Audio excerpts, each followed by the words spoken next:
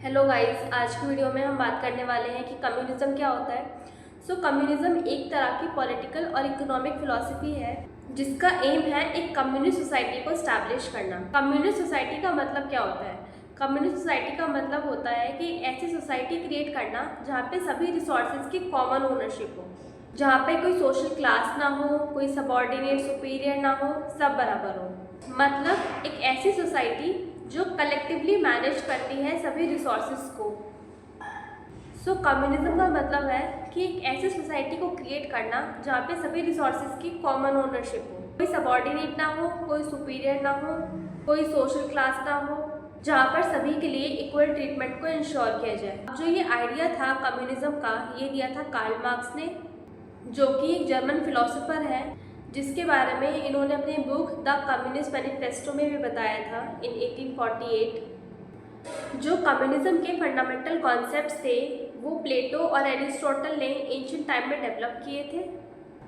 अब मार्क्स का ये बिलीव था कि जो कैपिटलिज्म है, जो एम्फसाइज करता है ऑन प्रॉफिट मेकिंग, वो सोसाइटी के अंदर में एक सोशल इनइक्वालिटी क्रिएट कर सकता है, but his goal was to promote a classless society.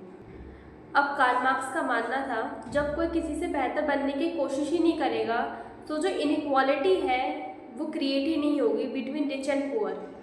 जो कम्युनिज्म है एक ब्रिज की तरह काम करेगा इन वेल्थ गैप जो रिच और पुअर्स के बीच में है, और जिसकी वजह से वर्कर्स का एक्सप्लॉयटेशन खत्म होगा। अब कार्ल मार्क्स का मानना था कि एक आइडियल सोसाइटी इकोनॉमिक इक्वालिटी को प्रमोट करती है। Communism ideology was never realized because उसके लिए एक ग्लोबल रिवॉल्यूशन चाहिए था और वो कभी नहीं हुआ। अभी north Korea, Vietnam, China, Laos, Cuba, ये कुछ 4-5 मिला के हमारे पास कम्युनिस्ट कंट्री है। अब हम डिस्कस करेंगे कि कम्युनिज्म के एडवांटेज क्या होते हैं। पहला एडवांटेज तो ये है कि फेयरनेस, कि सभी को बराबर माना जाए, कोई सबॉर्डिनेट या कोई सुपीरियर, कोई इन्फीरियर नहीं माना जाना चाहिए। सभी सिटीजन का एक्सेस होना चाहिए to jobs, health care, education. Communism के अंदर में जो मोनोपोली होती है ना मार्केट प्लेस, वो प्रोहिबिट होती है। मतलब यानी कोई भी बिजनेस किसी और बिजनेस से कंपटीशन नहीं कर रहा, कोई एक मैन्युफैक्चरर दूसरे मैन्युफैक्चरर से बेटर नहीं है, सभी ठीक है। अब इसके कुछ डिसएडवांटेजेस भी हैं। फर्स्ट ये पर्सनल डेवलपमेंट को ख़त्म ही कर देता है, क्योंकि आप इसमें किसी और व्यक्ति से बेहतर होने की कोशिश ही नहीं करते, बिकॉज आपको पता है कि आपको उतना ही मिलने वाला है जितना सबको मिलेगा।